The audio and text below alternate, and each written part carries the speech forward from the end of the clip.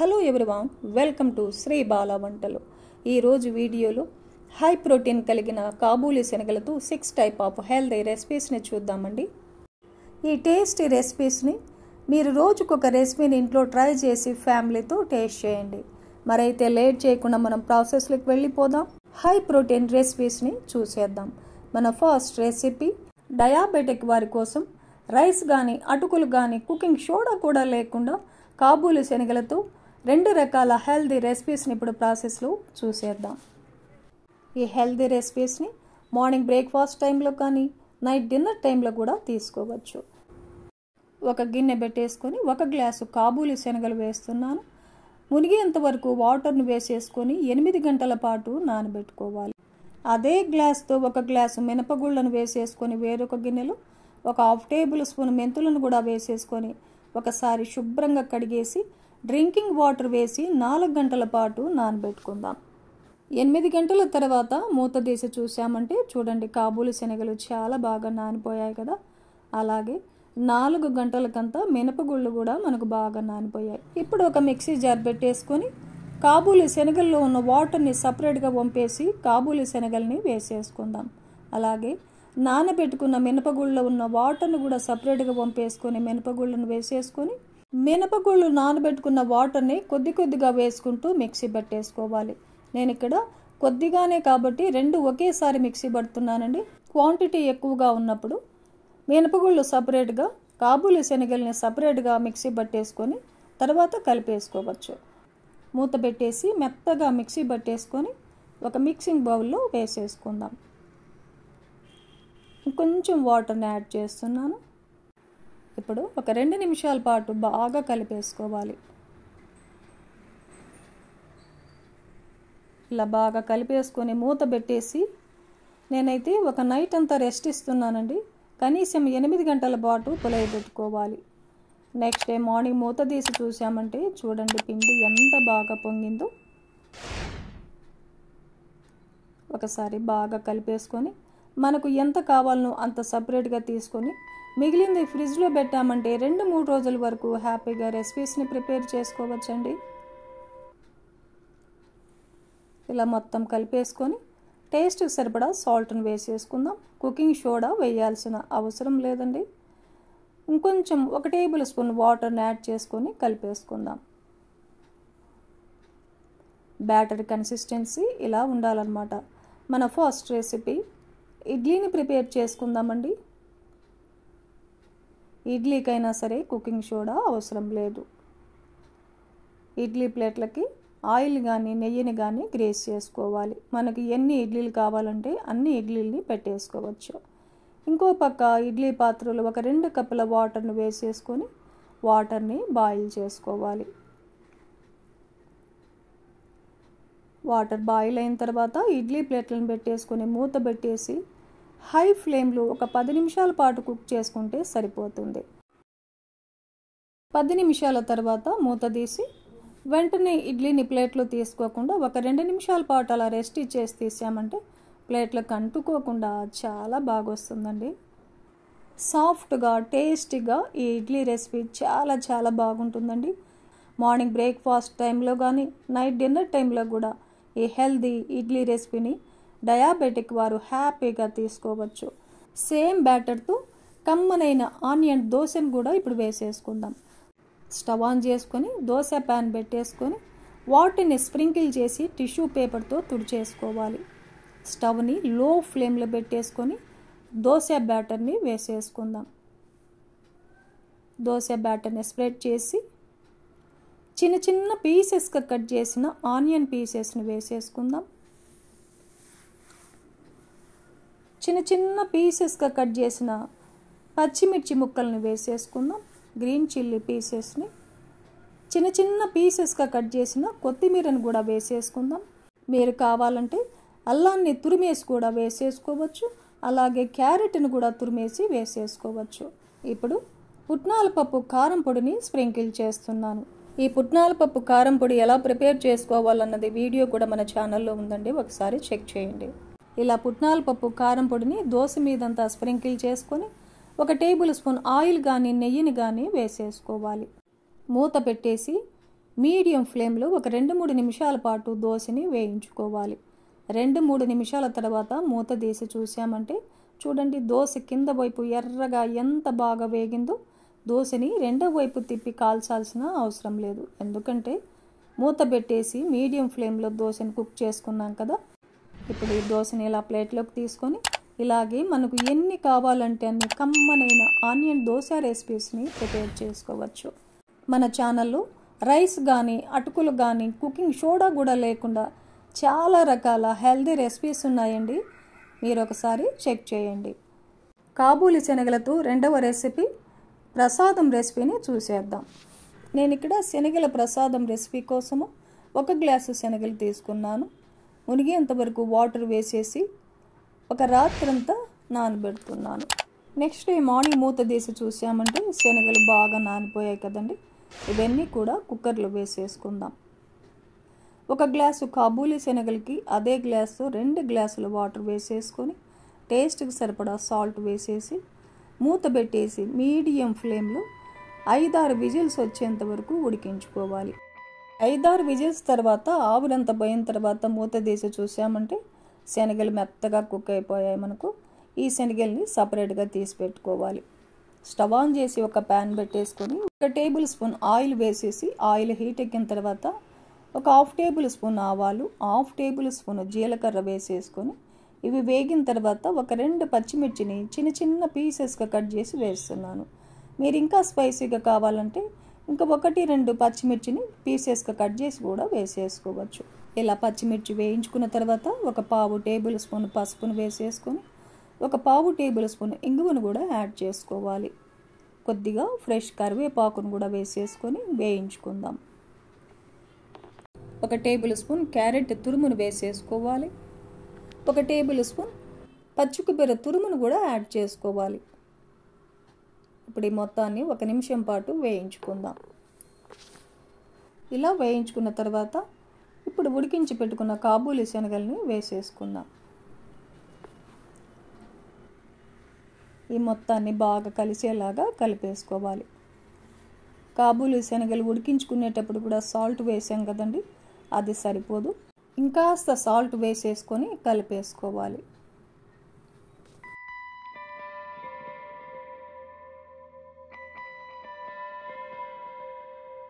ఇప్పుడు ఒక 2 టేబుల్ స్పూన్లమైన కొత్తిమీరను కూడా చిన్న చిన్న పీసెస్గా కట్ చేసి వేసేసుకొని కలిపేసుకోవాలి.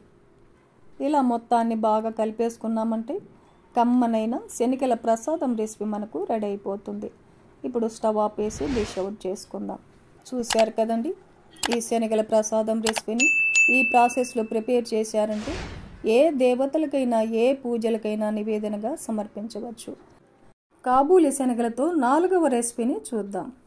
కాబూలి శనగలతో స్నాక్ రెసిపీ అన్నమాట. మసాలాలు దట్టించి కారం కారంగా పుల్లపుల్లగా చాలా బాగుంటాయండి. ఈ శనగల రెసిపీని మార్నింగ్ బ్రేక్ఫాస్ట్ టైంలో కూడా తీసుకోవచ్చు. 1 కప్పుతో ఆగలేము, ఒక 2-3 కప్పులైనా తినాల్సిందే, అంత టేస్టీగా ఉంటాయి ఈ స్నాక్ రెసిపీ. 1 గ్లాసు కాబూలి శనగలు తీసుకొని రాత్రి వాటర్ వేసి నానబెట్టేసానండి. నెక్స్ట్ డే మార్నింగ్ అంతా ఇలా చాలా బాగా నానిపోయాయి. ఇప్పుడు ఈ వాటర్ని అంతా వంపేసి ఒక 2 సార్లు శుభ్రంగా కడిగేసుకొని కుక్కర్లో వేసేసుకుందాం. ఏ గ్లాస్తో అయితే మనం కాబూలి శనగలు తీసుకున్నామో అదే గ్లాస్తో 2 గ్లాసుల వాటర్ వేసేసుకోవాలి. టేస్ట్కి సరిపడా సాల్ట్ వేసేసుకొని మూత పెట్టేసి ఒక 5 విజిల్స్ వచ్చేంత వరకు మీడియం ఫ్లేమ్లో కుక్ చేసుకుందాం. 5 విజిల్స్ తర్వాత ఆవిరంతా పోయిన తర్వాత చూసామంటే చూడండి, కాబూలి శనగలు మెత్తగా ఉడికిపోయాయి కదా. ఇప్పుడు ఈ వాటర్ని అంతా పంపేసుకోవాలి. స్టవ్ ఆన్ చేసుకుని ఒక ప్యాన్ పెట్టేసుకుందాం. ఒక 2 టేబుల్ స్పూన్ల ఆయిల్ వేస్తున్నాను. ఆయిల్ హీట్ ఎక్కిన తర్వాత 1/2 టేబుల్ స్పూన్ ఆవాలను వేసేసుకుందాం. 1/2 టేబుల్ స్పూన్ జీలకర్ర వేసేసుకొని వేయించుకోవాలి. ఒక 2-3 ఎండుమిర్చిని తుంచేసి వేసేసుకొని ఒక 2-3 పచ్చిమిర్చిని కూడా చీలికలుగా కట్ చేసి వేసేసుకొని వేయించుకోవాలి. ఒక 2 పెద్ద ఉల్లిపాయల్ని ఇలా పొడవుగా కట్ చేసి వేసేసుకుందాం. ఉల్లిపాయలు వేగేంత వరకు స్టవ్ని మీడియం ఫ్లేమ్లో పెట్టేసుకొని వేయించుకోవాలి. ఇలా వేయించుకున్న తర్వాత స్టవ్ని లో ఫ్లేమ్లో పెట్టేసుకొని 1 టేబుల్ స్పూన్ అల్లం వెల్లుల్లి పేస్ట్ వేసేసుకొని వేయించుకుందాం. కొద్దిగా ఫ్రెష్ కరివేపాకును కూడా వేసేసుకుందాం. 1 టేబుల్ స్పూన్ వేయించి పొడి చేసిన ధనియా పౌడర్ వేసేసుకోవాలి. 1/2 టేబుల్ స్పూన్ పసుపును వేసేసుకుందాం. 1/4 టేబుల్ స్పూన్ ఇంగువను వేస్తున్నానండి. 1 టేబుల్ స్పూన్ గరం మసాలాను వేసేసుకొని వేయించుకుందాం. మీకు ఇంకా స్పైసీగా కావాలంటే 1 టేబుల్ స్పూన్ కానీ 1/2 టేబుల్ స్పూన్ కానీ రెడ్ చిల్లీ పౌడర్ని వేసేసుకొని వేయించుకోవచ్చు. మాడిపోకుండా ఇలా మసాలాలన్నీ వేయించుకున్న తర్వాత ఉడికించి పెట్టుకున్న కాబూలి శనగలను వేసేసుకొని కలిపేసుకుందాం. ఒకసారి టేస్ట్ చేయండి, సాల్ట్ సరిపోయిందా లేదా అన్నది చెక్ చేసుకోవాలి. నాకైతే కాస్త తగ్గినట్లు అనిపించిందండి. 1/4 టేబుల్ స్పూన్ సాల్ట్ను యాడ్ చేస్తున్నాను. సాల్ట్ కలిసేలాగా కలిపేసుకొని 2-3 టేబుల్ స్పూన్లమైన కొత్తిమీరని చిన్న చిన్న పీసెస్గా కట్ చేసి వేసేసుకొని కలిపేసుకోవాలి. మూత పెట్టేసి లో ఫ్లేమ్లో 2 నిమిషాల పాటు మగ్గనిద్దాం. 2 నిమిషాల తర్వాత మూత తీసి ఒకసారి కలిపేసుకుందాం. ఇలా 2 నిమిషాల పాటు లో ఫ్లేమ్లో మగ్గనిచ్చామంటే శనగలకి ఈ మసాలా ఫ్లేవర్స్ అన్ని పట్టి టేస్ట్ చాలా బాగుంటాయండి. స్టవ్ ఆపేసుకొని ఫైనల్గా 1 టేబుల్ స్పూన్ లెమన్ జ్యూస్ వేసేసుకొని కలిపేసుకుందాం. పుల్లగా కారంగా ఈ శనగల స్నాక్ రెసిపీ చాలా టేస్టీగా ఉంటుందండి. స్నాక్ రెసిపీ రెడీ అయిపోయింది. సర్వింగ్ బౌల్లో తీసుకుందాం. చూశారు కదండి, ఈ స్టైల్లో శనగల స్నాక్ రెసిపీని ఒకసారి ప్రిపేర్ చేసి టేస్ట్ చేయండి. కాబూలి శనగలతో మన 5వ రకం రెసిపీ ఇన్స్టెంట్ దోశ రెసిపీ అన్నమాట. మరైతే లేట్ చేయకుండా దోశ రెసిపీని ఎలా ప్రిపేర్ చేసుకోవాలి అన్నది చూద్దాం. ఒక బౌల్ పెట్టేసుకొని 1/2 గ్లాసు రైస్ వేస్తున్నాను. అదే గ్లాస్తో 1/4 గ్లాసు మినపగుళ్ళను కూడా వేసేసుకోవాలి. మీరు కావాలంటే 1/2 టేబుల్ స్పూన్ మెంతులను కూడా వేసేసుకోవచ్చండి. శుభ్రంగా కడిగేసుకుని డ్రింకింగ్ వాటర్ వేసి 4 గంటల పాటు నానబెట్టుకోవాలి. అదే గ్లాస్తో 1 గ్లాసు కాబూలి శనగలను వేసేసుకొని మునిగేంత వరకు వాటర్ వేసి 8 గంటల పాటు నానబెట్టుకోవాలి. 8 గంటల తర్వాత చూసామంటే కాబూలి శనగలు మనకు చాలా బాగా నానిపోయాయి. 4 గంటల తర్వాత చూసామంటే రైసు మినపగుళ్ళు కూడా చాలా బాగా నానిపోయాయి కదండి. ఇప్పుడు కాబూలి శనగల్లో ఉన్న వాటర్ని సపరేట్గా వంపేసి మిక్సీ జార్లో వేసేసుకుందాం.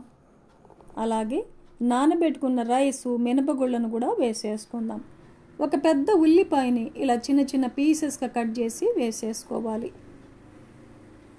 1 ఇంచి అల్లాన్ని కూడా పైన స్కిన్ తీసేసి చిన్న పీసెస్గా కట్ చేసి వేసేసుకుందాం. ఒక 5-6 పచ్చిమిర్చిని కూడా వేసేసుకుందాం. కొద్దిగా కొత్తిమీరని శుభ్రంగా కడిగేసి 2గా కట్ చేసి వేసేసుకోవాలి. 1 టేబుల్ స్పూన్ జీలకర్రను కూడా వేసేసుకొని టేస్ట్కి సరిపడా సాల్ట్ను యాడ్ చేసుకుందాం.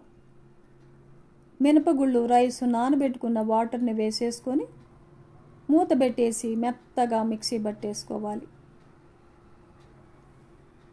ఇలా మెత్తగా మిక్సీ పట్టేసుకొని ఒక బౌల్లో వేసేసుకుందాం. ఇంకొంచెం వాటర్ని యాడ్ చేస్తున్నాను. ఈ పిండిని 1 నిమిషం కూడా నానబెట్టాల్సిన అవసరమే లేదండి. మిక్సీ పట్టేసుకొని వెంటనే దోశ వేసేసుకోవచ్చు. దోశలు చాలా బాగా వస్తాయండి. దోశ బ్యాటర్ కన్సిస్టెన్సీ ఇలా ఉండాలన్నమాట.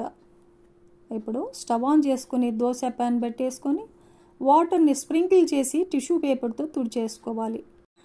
దోశ బ్యాటర్ని వేసేసుకొని గెరిటను మధ్యలో ఉంచి సర్కిల్ లాగా ఇలా తిప్పామంటే దోశ రౌండ్ షేప్లో వస్తుందన్నమాట. ఎంత పలసగా అయినా దోశను వేసేసుకోవచ్చండి. చాలా బాగా వస్తాయి దోశలు. ఈ దోశని హై ఫ్లేమ్లో కాల్చుకోవాలి. ఆయిల్ వేయకుండా కూడా ఈ దోశ రెసిపీస్ని ప్రిపేర్ చేసుకోవచ్చండి. నేనైతే దోశ పచ్చిదనం పోయిన తర్వాత కొద్దిగా ఆయిల్ వేసాను. దోశ ఒకవైపు వేగిన తర్వాత రెండవ వైపు కూడా తిప్పేసుకుందాం. దోశ రెండవ వైపు కూడా వేగిన తర్వాత ప్లేట్లో తీసుకోవాలి. ఇలాగే ఇంకొక దోశను కూడా వేసేసుకుందాం. ఈ దోశ బ్యాటర్ మిగిలితే ఫ్రిడ్జ్లో పెట్టేసుకొని హ్యాపీగా మరుసటి రోజు కూడా దోశలు వేసేసుకోవచ్చండి. చాలా బాగా వస్తాయి. టేస్ట్ చాలా బాగుంటాయి. ఇన్స్టెంట్ దోశ అయినా సరే కుకింగ్ సోడా వేయకపోయినా దోశలు ఎర్రగా ఎంత బాగా వస్తున్నాయో చూడండి. హెల్త్కు చాలా మంచిదండి. ఇలాగే మనకు ఎన్ని కావాలంటే అన్ని ఈ కమ్మనైన హెల్దీ దోశ రెసిపీని ప్రిపేర్ చేసుకోవచ్చు. ఈ దోశ రెసిపీని మార్నింగ్ బ్రేక్ఫాస్ట్ టైంలో కానీ నైట్ డిన్నర్ టైంలో కూడా తీసుకోవచ్చు. కాబూలి శనగలతో 5 రకాల రెసిపీస్ని చూసాం కదండి. 6వ రకం రెసిపీ మినపగుళ్ళు లేకుండా కాబూలి శనగలతో సాఫ్ట్ ఇడ్లీ రెసిపీని ఎలా ప్రిపేర్ చేసుకోవాలి అనేది ప్రాసెస్లో చూసేద్దాం. ఒక బౌల్ పెట్టేసుకొని 1 కప్పు కాబూలి శనగలు వేస్తున్నాను. మునిగేంత వరకు వాటర్ను వేసేసి 8 గంటల పాటు నానబెట్టుకుందాం. అదే కప్పుతో ఒక 1/2 కప్పు రైస్ను వేసుకోవాలి. ఏ రైస్ అయినా పర్వాలేదు. ఒక 1/2 టేబుల్ స్పూన్ మెంతులను కూడా వేసేసుకొని ఒక 2 సార్లు నీట్గా కడిగేసుకొని డ్రింకింగ్ వాటర్ వేసేసి ఇవి కూడా 8 గంటల పాటు నానబెట్టుకోవాలి. 8 గంటల తర్వాత మూత తీసి చూసామంటే కాబూలి శనగలు ఎంత బాగా నానిపోయాయో చూడండి. అలాగే రైస్ కూడా చాలా బాగా నానిపోయాయి. మిక్సీ జార్ పెట్టేసుకొని మిక్సీ జార్లో నానబెట్టుకున్న కాబూలి శనగల్ని రైస్ను కూడా వేసేసుకుందాం. నేనైతే ఒకేసారి మిక్సీ పడుతున్నానండి. మీరు 2 దపాలుగా కూడా మిక్సీ పట్టేసుకోవచ్చు. కొద్దిగా వాటర్ని యాడ్ చేసుకొని మిక్సీ పట్టేసుకుందాం. ఇంకొన్ని వాటర్ యాడ్ చేసుకొని మెత్తగా మిక్సీ పట్టేసుకోవాలి. చూడండి, ఇలా మెత్తగా మిక్సీ పట్టేసుకోవాలి. ఇప్పుడు ఒక గిన్నెలో వేసేసుకుందాం మిక్సీ పట్టుకున్న పిండినంతా. ఒక 2 నిమిషాలు బాగా కలిపేసుకోవాలి. ఇలా కలిపేసుకొని మూత పెట్టి 8 గంటల పాటు రెస్ట్ ఇచ్చేద్దాం. 8 గంటల తర్వాత మూత తీసి చూసామంటే చూడండి పిండి ఎంత బాగా పొంగిందో. టేస్ట్కి సరిపడా సాల్ట్, కొద్దిగా వాటర్ని యాడ్ చేశానండి. నేను ఇక్కడ కుకింగ్ సోడా వేయడం లేదు. కుకింగ్ సోడా అవసరం లేదండి, ఎందుకంటే పిండి బాగా పొంగింది కదా. కుకింగ్ సోడా వేయకపోయినా ఇడ్లీ సాఫ్ట్గా వస్తాయి. పిండి ఇంత థిక్గా కాకుండా ఇంకొక టేబుల్ స్పూన్ వాటర్ని యాడ్ చేసుకొని బాగా కలిపేసుకుందాం. చూడండి, బ్యాటర్ కన్సిస్టెన్సీ ఇలా ఉండాలన్నమాట. ఇప్పుడు ఇడ్లీ ప్లేట్లకి ఆయిల్ కానీ నెయ్యిని కానీ గ్రీస్ చేసుకోవాలి. మనకు ఎన్ని ఇడ్లీలు కావాలంటే అన్ని ఇడ్లీలని పెట్టేసుకోవచ్చు. ఇంకొక పక్క ఇడ్లీ పాత్రలో వాటర్ వేసేసుకొని వాటర్ బాయిల్ చేసుకోవాలి. ఇడ్లీ ప్లేట్లను పెట్టేసుకొని హై ఫ్లేమ్లో 10 నిమిషాల పాటు కుక్ చేసుకుందాం. 10 నిమిషాలు హై ఫ్లేమ్లో కుక్ చేసుకున్న తర్వాత మూత తీసి చూసామంటే చూడండి ఇడ్లీ ఎంత బాగా పొంగిందో. వావ్, సూపర్గా వచ్చింది కదండి. వెంటనే ఇడ్లీ తీయకూడదండి. ఒక 2 నిమిషాల పాటు రెస్ట్ ఇచ్చేసి తర్వాత ఇడ్లీని ప్లేట్లో తీసుకుందాం. చూడండి, ప్లేట్లకు అంటుకోకుండా ఇడ్లీ ఎంత బాగా వస్తున్నాయో. సాఫ్ట్గా స్పాంజీ లాగా ఉంది కదా ఇడ్లీ. ఈ హెల్తీ రెసిపీని మార్నింగ్ బ్రేక్ఫాస్ట్ టైంలో కానీ నైట్ డిన్నర్ టైంలో కూడా మీకు నచ్చిన చట్నీతో ఎంజాయ్ చేయవచ్చు. చూశారు కదండి, హై ప్రోటీన్ కాబూలి శనగలతో 6 రకాల హెల్తీ అండ్ టేస్టీ రెసిపీస్ని చూసాం కదా. ఈ రెసిపీస్ అన్నిటినీ కూడా మీరు ఇంట్లో తప్పకుండా ట్రై చేయండి. ఫ్యామిలీలో అందరికీ చాలా బాగా నచ్చుతాయండి. ఈ వీడియో నచ్చితే లైక్ చేయండి, షేర్ చేయండి, సబ్స్క్రైబ్ చేయండి. థ్యాంక్ యూ అండి. Thanks for watching.